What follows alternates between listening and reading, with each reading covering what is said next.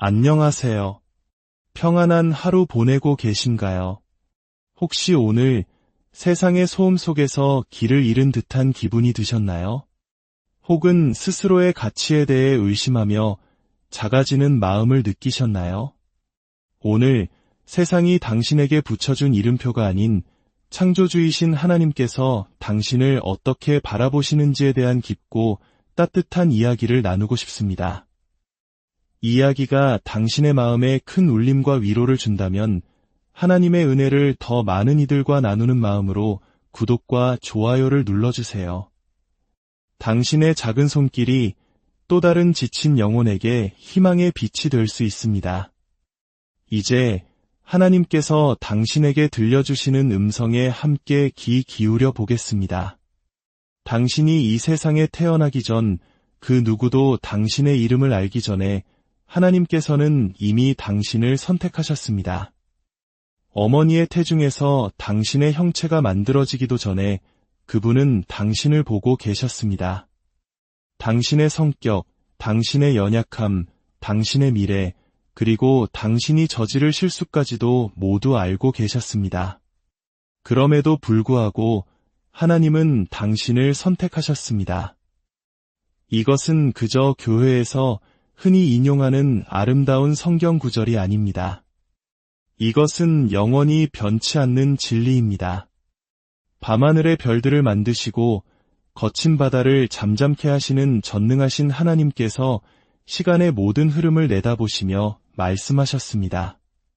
나는 바로 저 아이를 원한다. 내가 너를 선택한다. 당신은 우연히 이 땅에 존재하는 것이 아닙니다. 어떤 두 사람의 계획으로 태어난 존재, 그 이상입니다. 당신은 하나님의 놀라운 뜻과 섭리 안에서 이곳에 있습니다.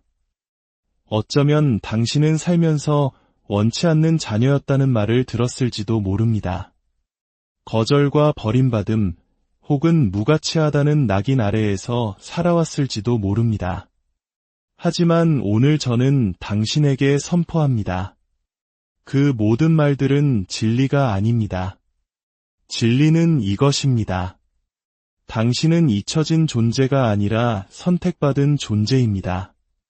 외면당하거나 버려진 존재가 아니라 가장 높으신 하나님에 의해 택함받은 존귀한 자녀입니다.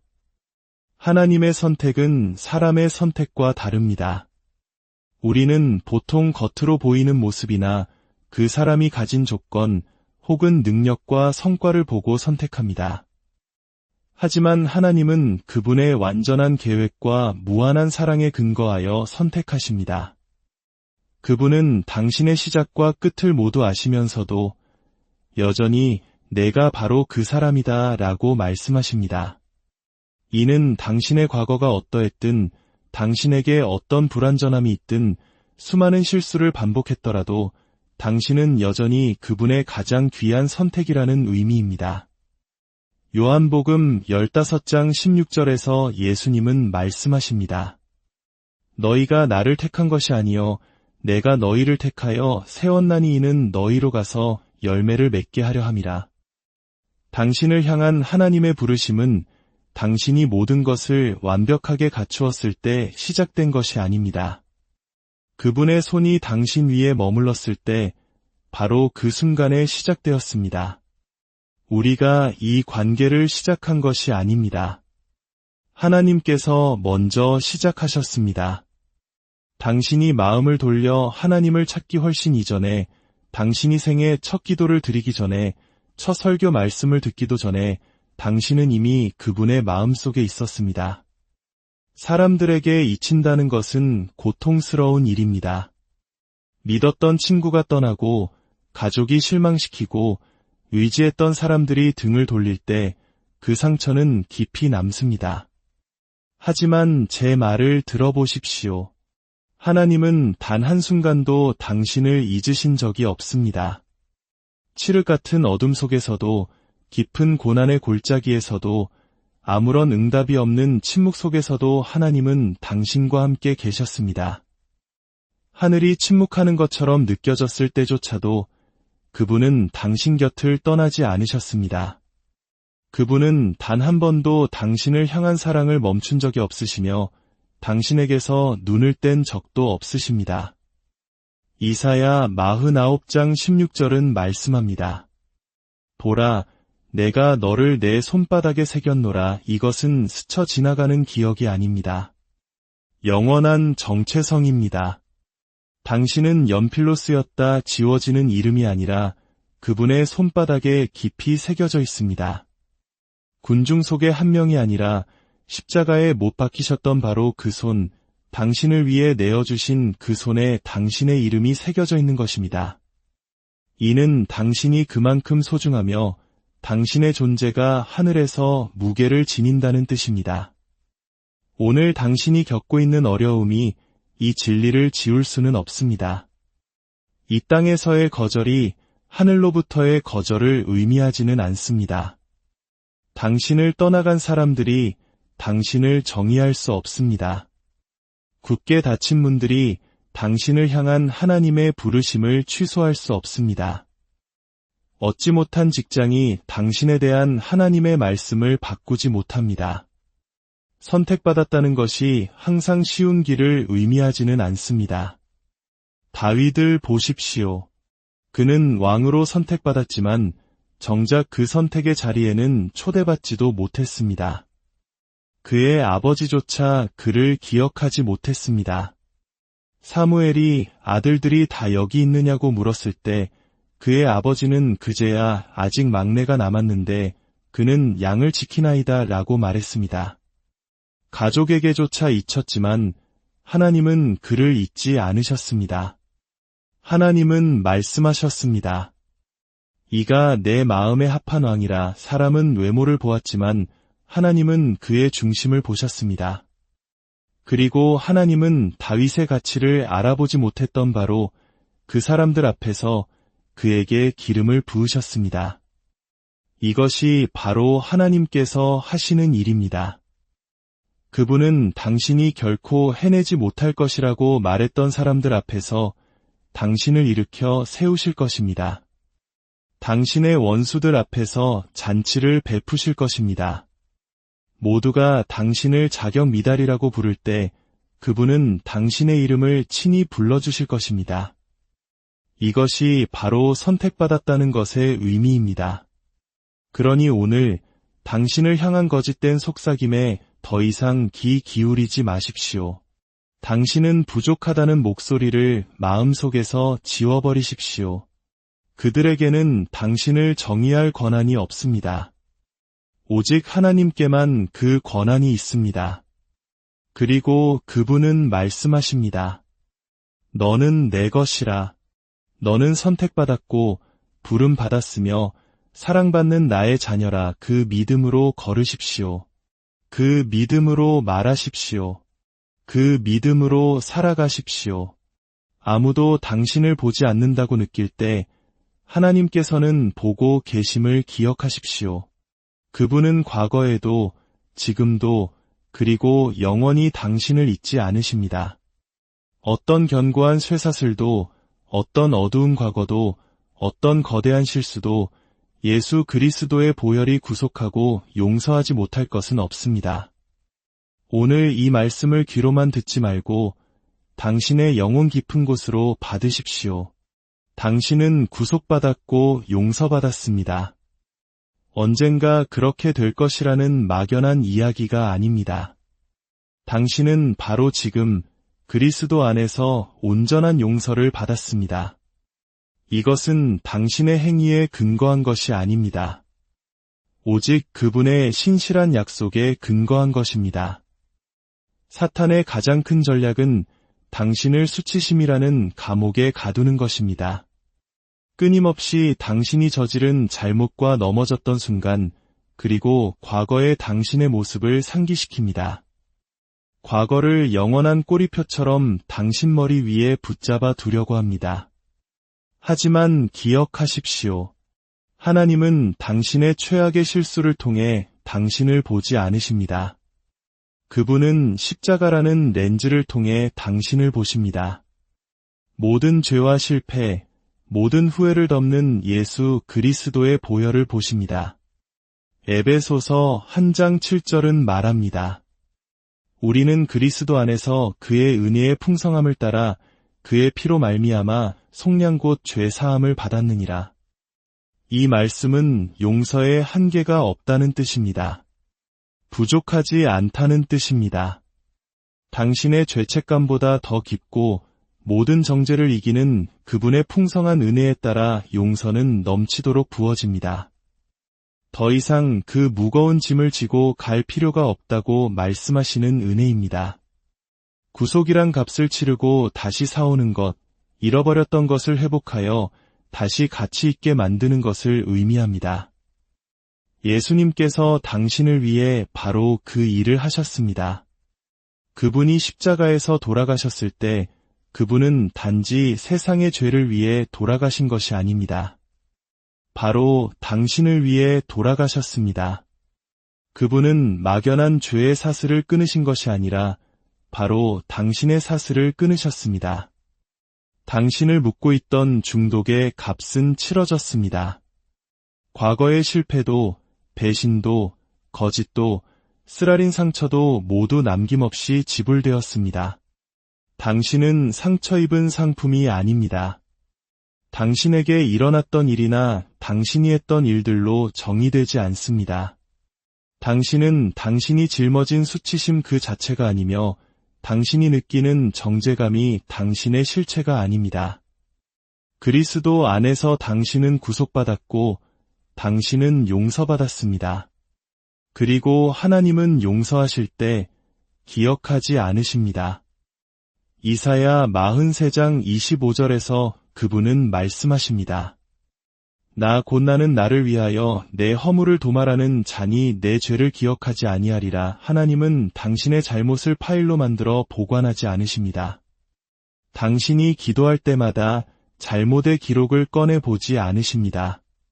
당신을 벌하기 위해 과거를 들추지 않으십니다. 그것은 사탄이 하는 일입니다. 사람들이 하는 일입니다. 하지만 하나님은 말씀하십니다. 동이 서에서 먼 것 같이 내가 너의 죄과를 멀리 옮겼노라. 이는 당신의 죄가 다시는 당신을 만날 수 없다는 뜻입니다. 사라지고 묻히고 완전히 지워졌습니다. 그렇다면 왜 당신은 예수님께서 이미 십자가에 지고 가신 짐을 여전히 지고 있습니까? 왜 재판장이신 하나님께서 이미 무죄를 선포하셨는데도 여전히 죄인처럼 걷고 있습니까? 이제 하나님의 말씀을 믿을 때입니다. 로마서 8장 1절은 선포합니다. 그러므로 이제 그리스도 예수 안에 있는 자에게는 결코 정죄함이 없나니, 여기서 결코라는 단어는 조금을 의미하지 않습니다. 전혀 없음, 단 한 방울의 정죄도 남아있지 않음을 의미합니다. 죄를 지었기 때문에 자격이 박탈되었다고 사탄은 당신을 설득하려 할 것입니다. 하지만 구속은 당신이 다시 사명을 위해 회복되었음을 의미합니다. 예수님을 3번 부인했던 베드로는 오순절에 첫 설교를 전하며 수많은 영혼을 주님께로 인도했습니다. 이것이 구속입니다. 그리스도인들을 핍박했던 바울은 신약 성경의 대부분을 기록했습니다. 이것이 행동하는 용서입니다. 하나님께서 그들을 사용하셨다면 당신도 사용하실 수 있습니다. 당신에게는 상처가 있을 수 있습니다. 아픈 사연이 있을 수 있습니다. 하지만 당신의 이야기는 아직 끝나지 않았습니다. 그리고 당신의 상처는 패배의 흔적이 아니라 당신이 살아남았다는 증거입니다. 그 상처는 은혜가 실제하며 용서가 가능하고 구속이 단순한 단어가 아니라 당신의 삶 속에 살아있는 현실임을 상기시켜줍니다. 더 이상 수치심의 무게에 짓눌려 하루를 보내지 마십시오. 예수님께서 이미 감옥 문을 여셨는데 사탄이 당신을 과거에 묶어두도록 내버려 두지 마십시오. 걸어 나오십시오. 고개를 드십시오. 어깨를 펴십시오. 당신은 더 이상 과거의 당신이 아닙니다. 당신은 구속받았고 용서받았으며 자유합니다. 사탄이 당신의 과거를 속삭일 때 당신은 예수님께서 하신 일을 상기시켜 주십시오. 죄책감이 너는 결코 깨끗해질 수 없어 라고 말할 때 당신은 선포하십시오. 예수님의 보혈이 나를 새롭게 하셨다. 당신은 이것을 노력으로 얻을 필요가 없습니다. 그저 받기만 하면 됩니다. 은혜는 이미 다 이루어졌다고 말합니다. 자비는 너는 자유하다고 말합니다. 구속은 너에게는 여전히 미래가 있다고 말합니다. 그리고 용서는 너는 헤아릴 수 없이 사랑받고 있다고 말합니다. 당신이 선하기 때문이 아니라 하나님이 선하시기 때문입니다. 그리고 그 사실이 모든 것을 변화시킵니다. 오늘 당신은 스스로 강하다고 느끼지 못할 수도 있습니다. 지치고 압도당하고 불안하고 심지어 무너져 내렸을지도 모릅니다. 하지만 감정은 사실이 아닙니다. 감정은 변하지만 하나님의 말씀이라는 진리는 영원히 서 있습니다. 그리고 여기에 진리가 있습니다. 당신은 강하고 모든 것을 갖추었습니다. 당신이 누구이기 때문이 아니라 당신 안에 누가 사시기 때문입니다. 당신의 손에 무엇이 들려있기 때문이 아니라 하나님께서 당신의 영에 무엇을 두셨기 때문입니다. 빌립보서 4장 13절은 말합니다. 내게 능력 주시는 자 안에서 내가 모든 것을 할 수 있느니라. 이것은 그저 기분 좋은 문구가 아닙니다. 이것은 하늘의 선포입니다. 당신은 불가능해 보이는 일을 할 수 있습니다. 불 속을 걸어가도 타지 않을 수 있습니다. 거인과 마주해도 승리할 수 있습니다. 왜냐하면 당신에게 힘을 주시는 분이 바로 그리스도시기 때문입니다. 예수님을 죽음에서 일으키신 바로 그 성령께서 당신 안에 살아계십니다. 이는 부활의 능력이 당신의 몸에, 당신의 생각에, 당신의 기도에, 당신의 결정에 살아 숨쉰다는 의미입니다. 이것은 평범한 힘이 아닙니다. 초자연적인 힘입니다. 당신이 약할 때 솟아나는 힘이며 포기하고 싶을 때 나타나는 능력입니다. 하나님은 당신이 완벽하기를 요구하지 않으십니다. 그분께 당신의 삶을 내어드리기를 원하십니다. 모든 답을 알기를 원하지 않으십니다. 모든 답을 아시는 유일한 분을 신뢰하기를 원하십니다. 하나님께서 기드온을 부르셨을 때 그는 두려움에 숨어 있었습니다. 그는 나는 우리 가문에서 가장 약합니다. 라고 말했습니다. 그러나 하나님은 그를 보시고 큰 용사여 라고 부르셨습니다. 하나님은 그의 두려움에 말씀하지 않으셨습니다. 그의 미래에 말씀하셨습니다. 그의 불안감으로 그를 규정하지 않으셨습니다. 그의 운명에 따라 그를 부르셨습니다.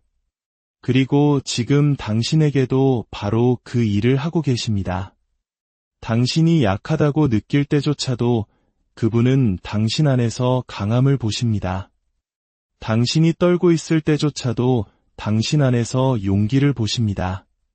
하나님은 당신이 강할 뿐만 아니라 모든 것을 갖추었다고 말씀하십니다.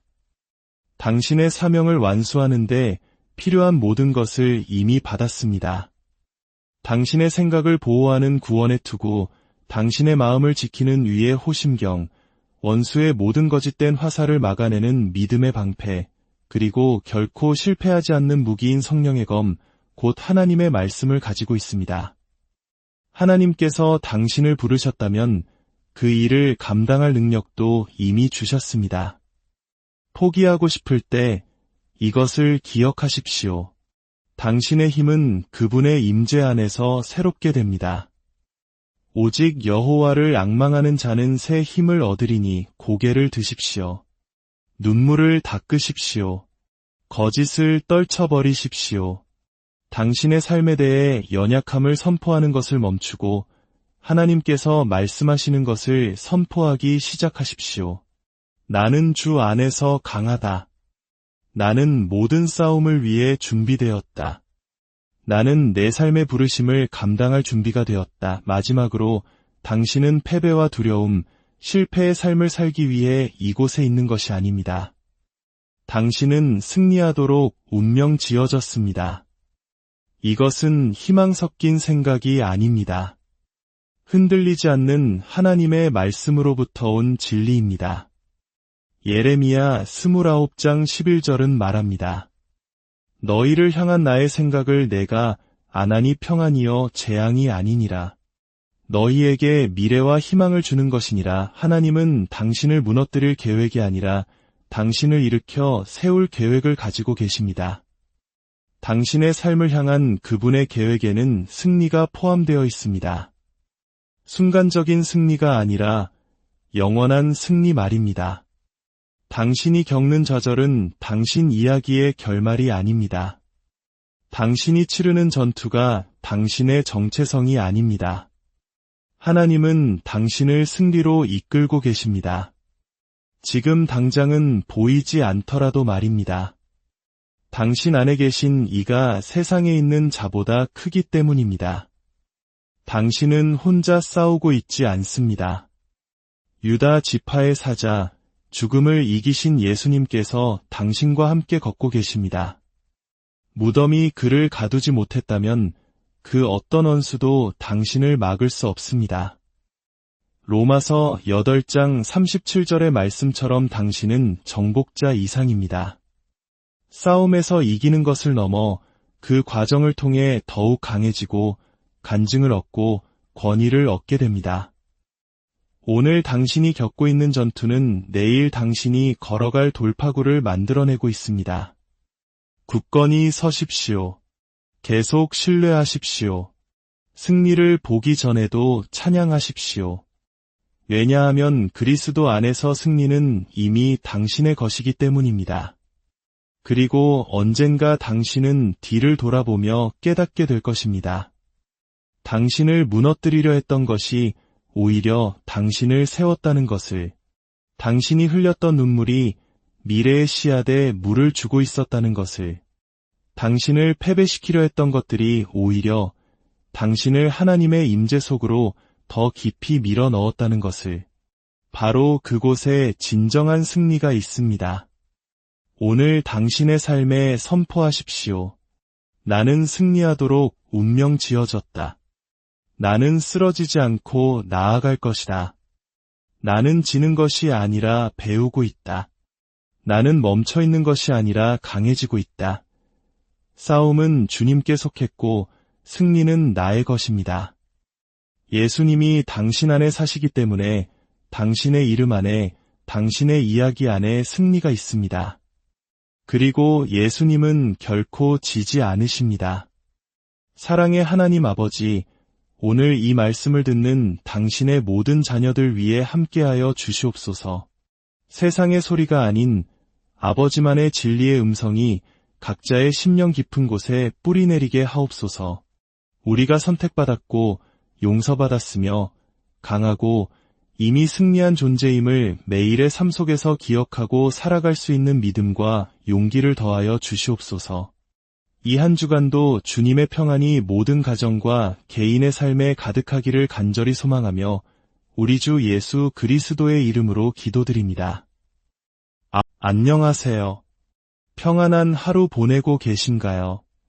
혹시 오늘 세상의 소음 속에서 길을 잃은 듯한 기분이 드셨나요? 혹은 스스로의 가치에 대해 의심하며 작아지는 마음을 느끼셨나요? 오늘 세상이 당신에게 붙여준 이름표가 아닌 창조주이신 하나님께서 당신을 어떻게 바라보시는지에 대한 깊고 따뜻한 이야기를 나누고 싶습니다. 이 이야기가 당신의 마음에 큰 울림과 위로를 준다면 하나님의 은혜를 더 많은 이들과 나누는 마음으로 구독과 좋아요를 눌러주세요.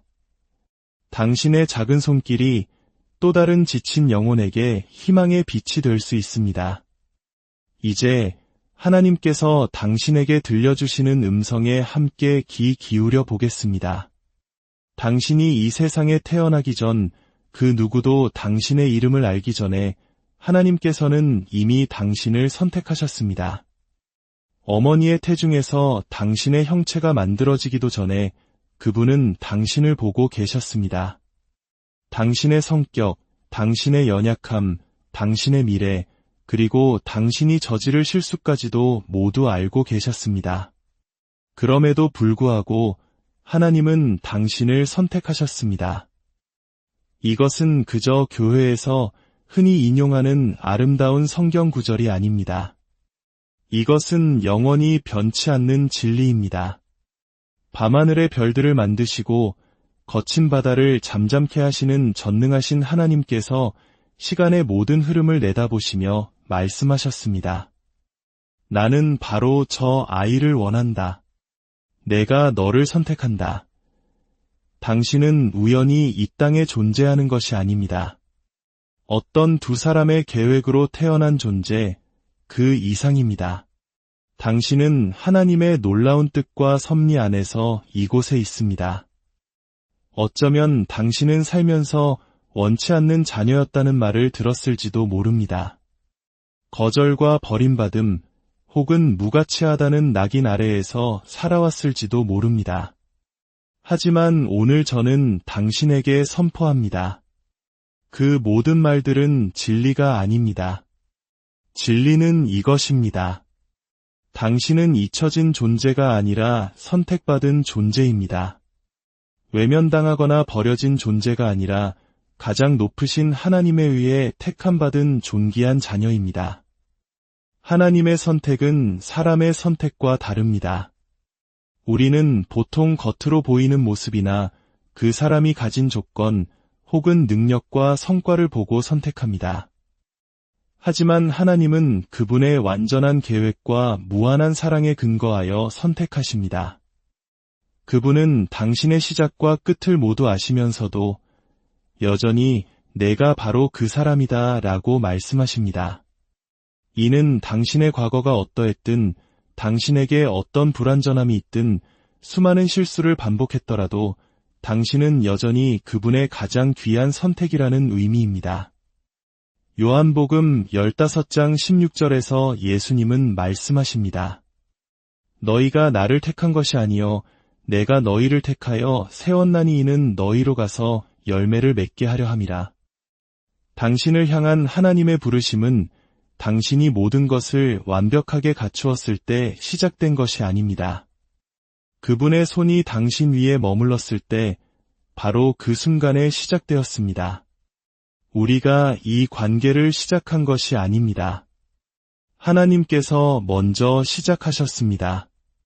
당신이 마음을 돌려 하나님을 찾기 훨씬 이전에, 당신이 생애 첫 기도를 드리기 전에, 첫 설교 말씀을 듣기도 전에 당신은 이미 그분의 마음속에 있었습니다.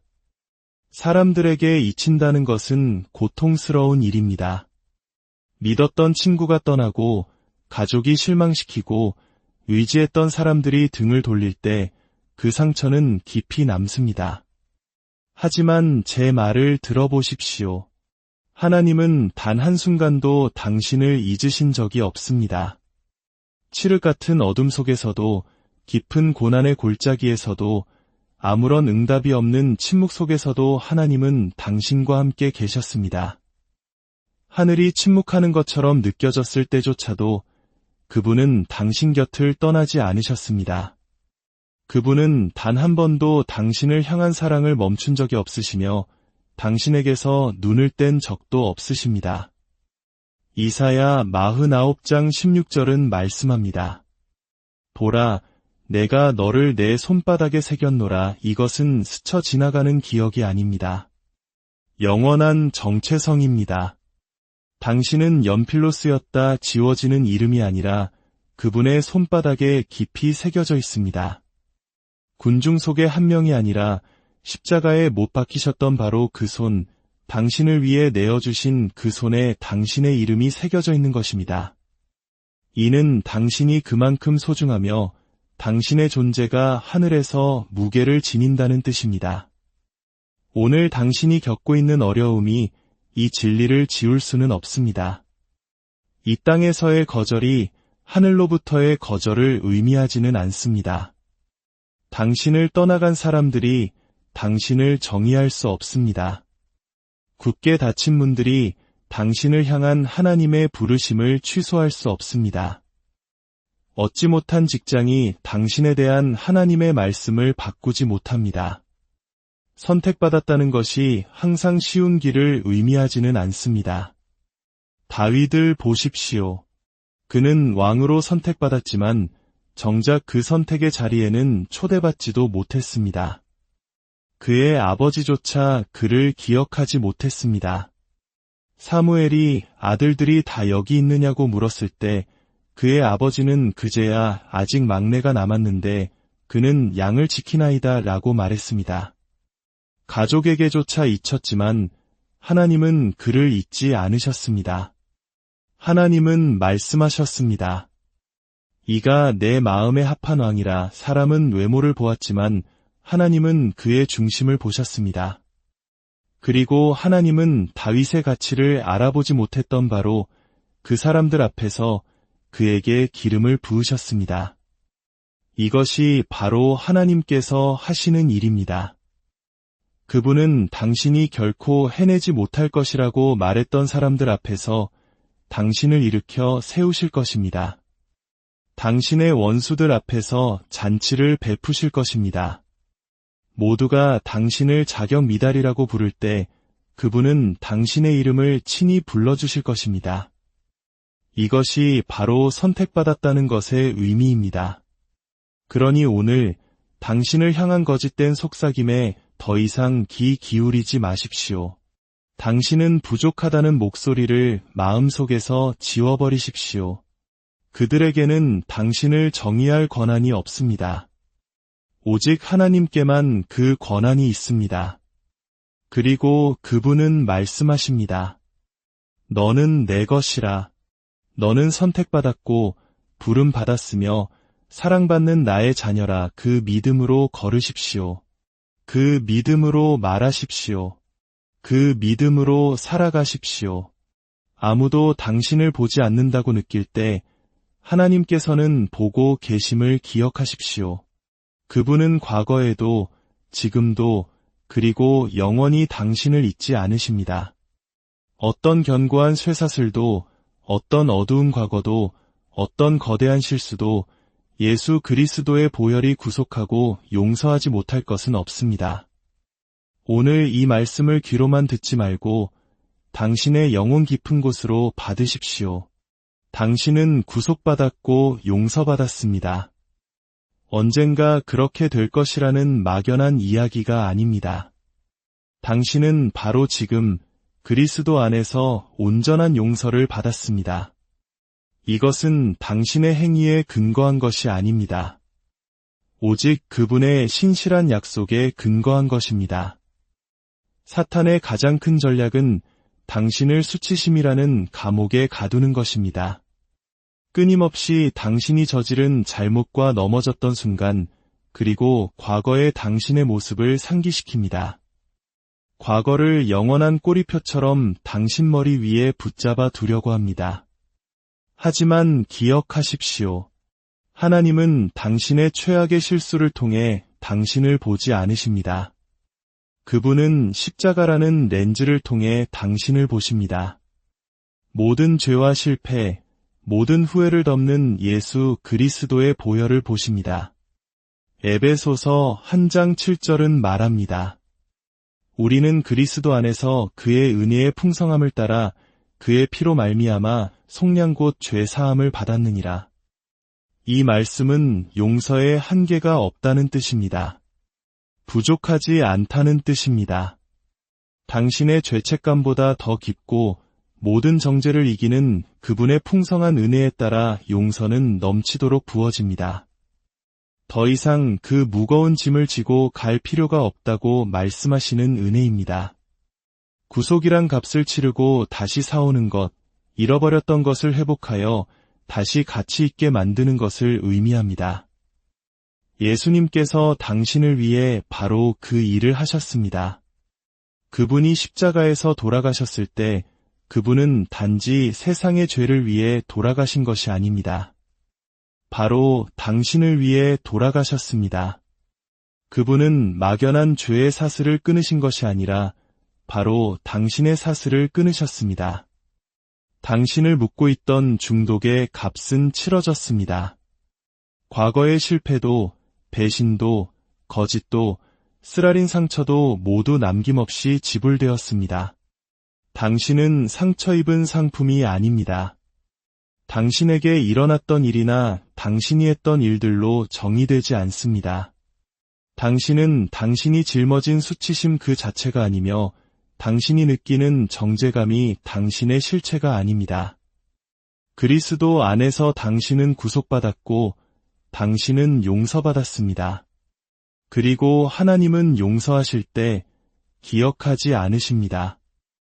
이사야 43장 25절에서 그분은 말씀하십니다. 나 곧 나는 나를 위하여 내 허물을 도말하는 자니 내 죄를 기억하지 아니하리라. 하나님은 당신의 잘못을 파일로 만들어 보관하지 않으십니다. 당신이 기도할 때마다 잘못의 기록을 꺼내보지 않으십니다.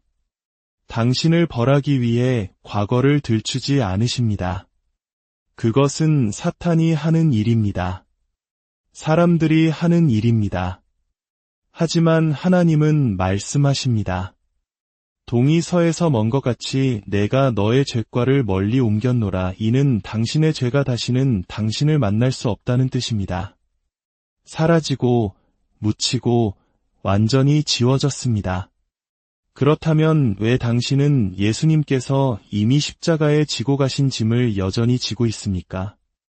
왜 재판장이신 하나님께서 이미 무죄를 선포하셨는데도 여전히 죄인처럼 걷고 있습니까? 이제 하나님의 말씀을 믿을 때입니다. 로마서 8장 1절은 선포합니다. 그러므로 이제 그리스도 예수 안에 있는 자에게는 결코 정죄함이 없나니. 여기서 결코라는 단어는 조금을 의미하지 않습니다. 전혀 없음, 단 한 방울의 정죄도 남아있지 않음을 의미합니다. 죄를 지었기 때문에 자격이 박탈되었다고 사탄은 당신을 설득하려 할 것입니다. 하지만 구속은 당신이 다시 사명을 위해 회복되었음을 의미합니다. 예수님을 3번 부인했던 베드로는 오순절에 첫 설교를 전하며 수많은 영혼을 주님께로 인도했습니다.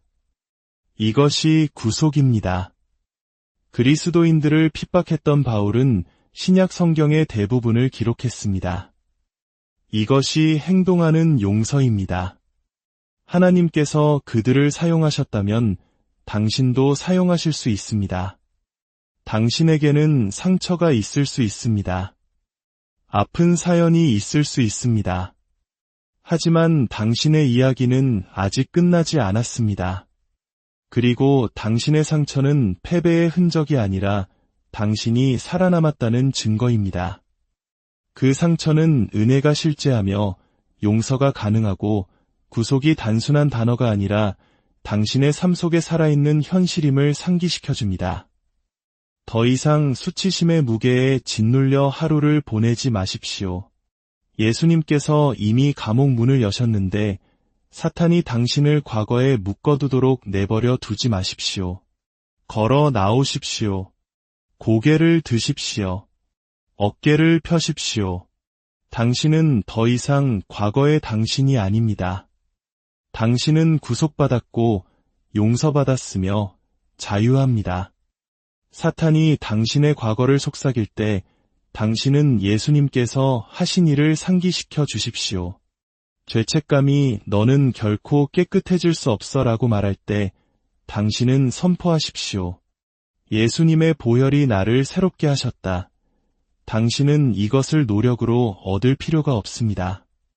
그저 받기만 하면 됩니다. 은혜는 이미 다 이루어졌다고 말합니다. 자비는 너는 자유하다고 말합니다. 구속은 너에게는 여전히 미래가 있다고 말합니다. 그리고 용서는 너는 헤아릴 수 없이 사랑받고 있다고 말합니다. 당신이 선하기 때문이 아니라 하나님이 선하시기 때문입니다. 그리고 그 사실이 모든 것을 변화시킵니다. 오늘 당신은 스스로 강하다고 느끼지 못할 수도 있습니다. 지치고 압도당하고 불안하고 심지어 무너져 내렸을지도 모릅니다. 하지만 감정은 사실이 아닙니다. 감정은 변하지만 하나님의 말씀이라는 진리는 영원히 서 있습니다. 그리고 여기에 진리가 있습니다. 당신은 강하고 모든 것을 갖추었습니다. 당신이 누구이기 때문이 아니라 당신 안에 누가 사시기 때문입니다. 당신의 손에 무엇이 들려있기 때문이 아니라 하나님께서 당신의 영에 무엇을 두셨기 때문입니다. 빌립보서 4장 13절은 말합니다. 내게 능력 주시는 자 안에서 내가 모든 것을 할 수 있느니라. 이것은 그저 기분 좋은 문구가 아닙니다. 이것은 하늘의 선포입니다. 당신은 불가능해 보이는 일을 할 수 있습니다. 불 속을 걸어가도 타지 않을 수 있습니다. 거인과 마주해도 승리할 수 있습니다. 왜냐하면 당신에게 힘을 주시는 분이 바로 그리스도시기 때문입니다. 예수님을 죽음에서 일으키신 바로 그 성령께서 당신 안에 살아계십니다. 이는 부활의 능력이 당신의 몸에, 당신의 생각에, 당신의 기도에, 당신의 결정에 살아 숨쉰다는 의미입니다. 이것은 평범한 힘이 아닙니다. 초자연적인 힘입니다. 당신이 약할 때 솟아나는 힘이며 포기하고 싶을 때 나타나는 능력입니다. 하나님은 당신이 완벽하기를 요구하지 않으십니다. 그분께 당신의 삶을 내어드리기를 원하십니다. 모든 답을 알기를 원하지 않으십니다. 모든 답을 아시는 유일한 분을 신뢰하기를 원하십니다. 하나님께서 기드온을 부르셨을 때 그는 두려움에 숨어 있었습니다. 그는 나는 우리 가문에서 가장 약합니다. 라고 말했습니다. 그러나 하나님은 그를 보시고 큰 용사여 라고 부르셨습니다. 하나님은 그의 두려움에 말씀하지 않으셨습니다. 그의 미래에 말씀하셨습니다. 그의 불안감으로 그를 규정하지 않으셨습니다. 그의 운명에 따라 그를 부르셨습니다. 그리고 지금 당신에게도 바로 그 일을 하고 계십니다. 당신이 약하다고 느낄 때조차도 그분은 당신 안에서 강함을 보십니다. 당신이 떨고 있을 때조차도 당신 안에서 용기를 보십니다. 하나님은 당신이 강할 뿐만 아니라 모든 것을 갖추었다고 말씀하십니다. 당신의 사명을 완수하는데 필요한 모든 것을 이미 받았습니다. 당신의 생각을 보호하는 구원의 투구, 당신의 마음을 지키는 위의 호심경, 원수의 모든 거짓된 화살을 막아내는 믿음의 방패, 그리고 결코 실패하지 않는 무기인 성령의 검, 곧 하나님의 말씀을 가지고 있습니다. 하나님께서 당신을 부르셨다면 그 일을 감당할 능력도 이미 주셨습니다. 포기하고 싶을 때 이것을 기억하십시오. 당신의 힘은 그분의 임재 안에서 새롭게 됩니다. 오직 여호와를 앙망하는 자는 새 힘을 얻으리니 고개를 드십시오. 눈물을 닦으십시오. 거짓을 떨쳐버리십시오. 당신의 삶에 대해 연약함을 선포하는 것을 멈추고 하나님께서 말씀하시는 것을 선포하기 시작하십시오. 나는 주 안에서 강하다. 나는 모든 싸움을 위해 준비되었다. 나는 내 삶의 부르심을 감당할 준비가 되었다. 마지막으로 당신은 패배와 두려움, 실패의 삶을 살기 위해 이곳에 있는 것이 아닙니다. 당신은 승리하도록 운명 지어졌습니다. 이것은 희망 섞인 생각이 아닙니다. 흔들리지 않는 하나님의 말씀으로부터 온 진리입니다. 예레미야 29장 11절은 말합니다. 너희를 향한 나의 생각을 내가 안하니 평안이여 재앙이 아니니라. 너희에게 미래와 희망을 주는 것이니라. 하나님은 당신을 무너뜨릴 계획이 아니라 당신을 일으켜 세울 계획을 가지고 계십니다. 당신의 삶을 향한 그분의 계획에는 승리가 포함되어 있습니다. 순간적인 승리가 아니라 영원한 승리 말입니다. 당신이 겪는 좌절은 당신 이야기의 결말이 아닙니다. 당신이 치르는 전투가 당신의 정체성이 아닙니다. 하나님은 당신을 승리로 이끌고 계십니다. 지금 당장은 보이지 않더라도 말입니다. 당신 안에 계신 이가 세상에 있는 자보다 크기 때문입니다. 당신은 혼자 싸우고 있지 않습니다. 유다 지파의 사자, 죽음을 이기신 예수님께서 당신과 함께 걷고 계십니다. 무덤이 그를 가두지 못했다면 그 어떤 원수도 당신을 막을 수 없습니다. 로마서 8장 37절의 말씀처럼 당신은 정복자 이상입니다. 싸움에서 이기는 것을 넘어 그 과정을 통해 더욱 강해지고 간증을 얻고 권위를 얻게 됩니다. 오늘 당신이 겪고 있는 전투는 내일 당신이 걸어갈 돌파구를 만들어내고 있습니다. 굳건히 서십시오. 계속 신뢰하십시오. 승리를 보기 전에도 찬양하십시오. 왜냐하면 그리스도 안에서 승리는 이미 당신의 것이기 때문입니다. 그리고 언젠가 당신은 뒤를 돌아보며 깨닫게 될 것입니다. 당신을 무너뜨리려 했던 것이 오히려 당신을 세웠다는 것을, 당신이 흘렸던 눈물이 미래의 씨앗에 물을 주고 있었다는 것을, 당신을 패배시키려 했던 것들이 오히려 당신을 하나님의 임재 속으로 더 깊이 밀어 넣었다는 것을, 바로 그곳에 진정한 승리가 있습니다. 오늘 당신의 삶에 선포하십시오. 나는 승리하도록 운명 지어졌다. 나는 쓰러지지 않고 나아갈 것이다. 나는 지는 것이 아니라 배우고 있다. 나는 멈춰 있는 것이 아니라 강해지고 있다. 싸움은 주님께 속했고 승리는 나의 것입니다. 예수님이 당신 안에 사시기 때문에 당신의 이름 안에, 당신의 이야기 안에 승리가 있습니다. 그리고 예수님은 결코 지지 않으십니다. 사랑의 하나님 아버지, 오늘 이 말씀을 듣는 당신의 모든 자녀들 위해 함께하여 주시옵소서. 세상의 소리가 아닌 아버지만의 진리의 음성이 각자의 심령 깊은 곳에 뿌리내리게 하옵소서. 우리가 선택받았고 용서받았으며 강하고 이미 승리한 존재임을 매일의 삶 속에서 기억하고 살아갈 수 있는 믿음과 용기를 더하여 주시옵소서. 이 한 주간도 주님의 평안이 모든 가정과 개인의 삶에 가득하기를 간절히 소망하며 우리 주 예수 그리스도의 이름으로 기도드립니다. 안녕하세요. 평안한 하루 보내고 계신가요? 혹시 오늘 세상의 소음 속에서 길을 잃은 듯한 기분이 드셨나요? 혹은 스스로의 가치에 대해 의심하며 작아지는 마음을 느끼셨나요? 오늘 세상이 당신에게 붙여준 이름표가 아닌 창조주이신 하나님께서 당신을 어떻게 바라보시는지에 대한 깊고 따뜻한 이야기를 나누고 싶습니다.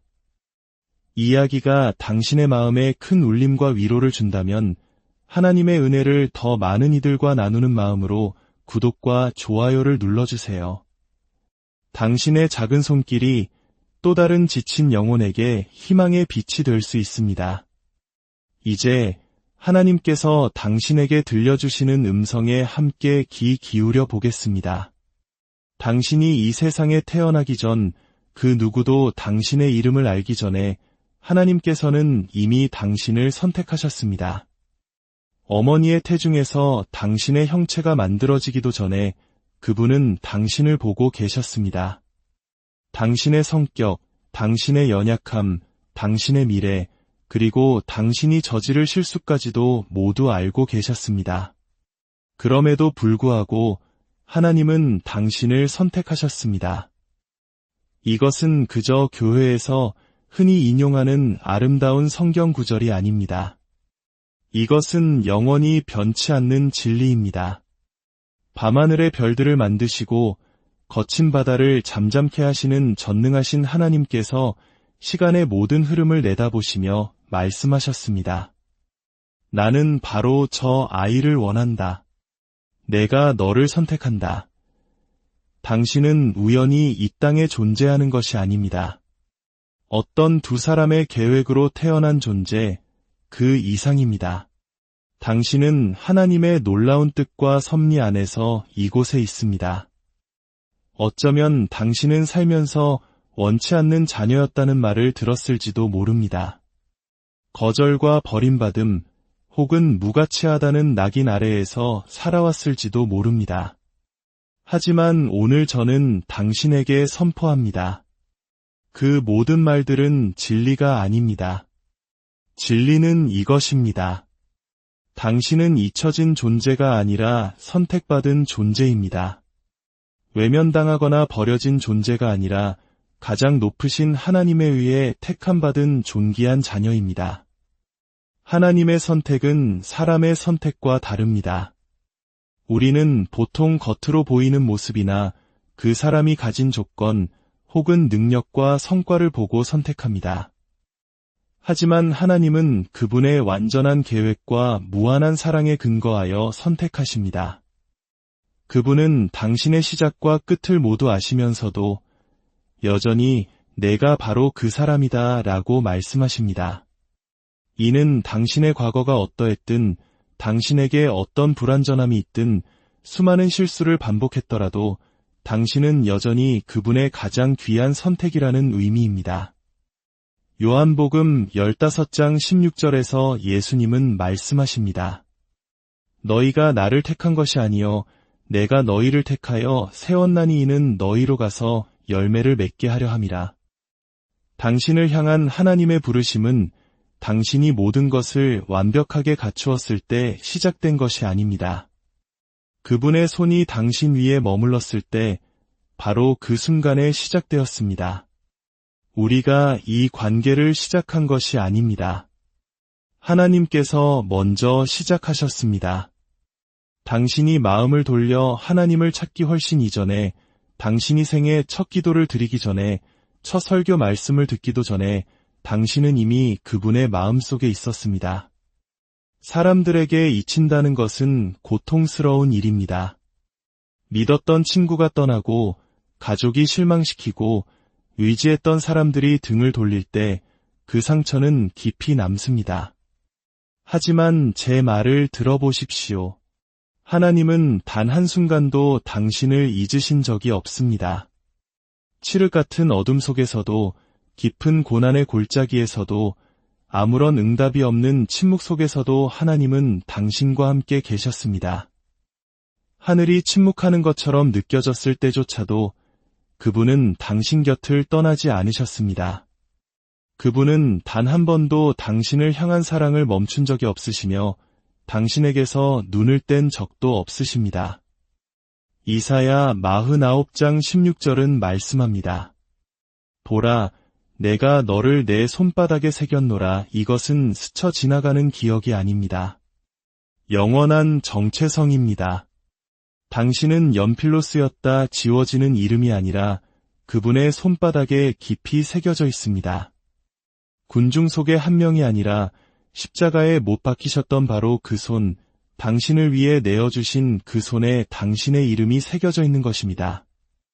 이는 당신이 그만큼 소중하며 당신의 존재가 하늘에서 무게를 지닌다는 뜻입니다. 오늘 당신이 겪고 있는 어려움이 이 진리를 지울 수는 없습니다. 이 땅에서의 거절이 하늘로부터의 거절을 의미하지는 않습니다. 당신을 떠나간 사람들이 당신을 정의할 수 없습니다. 굳게 닫힌 문들이 당신을 향한 하나님의 부르심을 취소할 수 없습니다. 얻지 못한 직장이 당신에 대한 하나님의 말씀을 바꾸지 못합니다.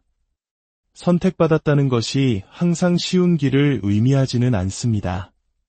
다윗을 보십시오. 그는 왕으로 선택받았지만 정작 그 선택의 자리에는 초대받지도 못했습니다. 그의 아버지조차 그를 기억하지 못했습니다. 사무엘이 아들들이 다 여기 있느냐고 물었을 때 그의 아버지는 그제야 아직 막내가 남았는데 그는 양을 지키나이다 라고 말했습니다. 가족에게조차 잊혔지만 하나님은 그를 잊지 않으셨습니다. 하나님은 말씀하셨습니다. 이가 내 마음에 합한 왕이라. 사람은 외모를 보았지만 하나님은 그의 중심을 보셨습니다. 그리고 하나님은 다윗의 가치를 알아보지 못했던 바로 그 사람들 앞에서 그에게 기름을 부으셨습니다. 이것이 바로 하나님께서 하시는 일입니다. 그분은 당신이 결코 해내지 못할 것이라고 말했던 사람들 앞에서 당신을 일으켜 세우실 것입니다. 당신의 원수들 앞에서 잔치를 베푸실 것입니다. 모두가 당신을 자격 미달이라고 부를 때 그분은 당신의 이름을 친히 불러주실 것입니다. 이것이 바로 선택받았다는 것의 의미입니다. 그러니 오늘 당신을 향한 거짓된 속삭임에 더 이상 귀 기울이지 마십시오. 당신은 부족하다는 목소리를 마음속에서 지워버리십시오. 그들에게는 당신을 정의할 권한이 없습니다. 오직 하나님께만 그 권한이 있습니다. 그리고 그분은 말씀하십니다. 너는 내 것이라. 너는 선택받았고 부름받았으며 사랑받는 나의 자녀라. 그 믿음으로 걸으십시오. 그 믿음으로 말하십시오. 그 믿음으로 살아가십시오. 아무도 당신을 보지 않는다고 느낄 때 하나님께서는 보고 계심을 기억하십시오. 그분은 과거에도 지금도 그리고 영원히 당신을 잊지 않으십니다. 어떤 견고한 쇠사슬도 어떤 어두운 과거도 어떤 거대한 실수도 예수 그리스도의 보혈이 구속하고 용서하지 못할 것은 없습니다. 오늘 이 말씀을 귀로만 듣지 말고 당신의 영혼 깊은 곳으로 받으십시오. 당신은 구속받았고 용서받았습니다. 언젠가 그렇게 될 것이라는 막연한 이야기가 아닙니다. 당신은 바로 지금 그리스도 안에서 온전한 용서를 받았습니다. 이것은 당신의 행위에 근거한 것이 아닙니다. 오직 그분의 신실한 약속에 근거한 것입니다. 사탄의 가장 큰 전략은 당신을 수치심이라는 감옥에 가두는 것입니다. 끊임없이 당신이 저지른 잘못과 넘어졌던 순간, 그리고 과거의 당신의 모습을 상기시킵니다. 과거를 영원한 꼬리표처럼 당신 머리 위에 붙잡아 두려고 합니다. 하지만 기억하십시오. 하나님은 당신의 최악의 실수를 통해 당신을 보지 않으십니다. 그분은 십자가라는 렌즈를 통해 당신을 보십니다. 모든 죄와 실패, 모든 후회를 덮는 예수 그리스도의 보혈을 보십니다. 에베소서 1장 7절은 말합니다. 우리는 그리스도 안에서 그의 은혜의 풍성함을 따라 그의 피로 말미암아 속량 곧 죄 사함을 받았느니라. 이 말씀은 용서에 한계가 없다는 뜻입니다. 부족하지 않다는 뜻입니다. 당신의 죄책감보다 더 깊고 모든 정죄를 이기는 그분의 풍성한 은혜에 따라 용서는 넘치도록 부어집니다. 더 이상 그 무거운 짐을 지고 갈 필요가 없다고 말씀하시는 은혜입니다. 구속이란 값을 치르고 다시 사오는 것, 잃어버렸던 것을 회복하여 다시 가치 있게 만드는 것을 의미합니다. 예수님께서 당신을 위해 바로 그 일을 하셨습니다. 그분이 십자가에서 돌아가셨을 때 그분은 단지 세상의 죄를 위해 돌아가신 것이 아닙니다. 바로 당신을 위해 돌아가셨습니다.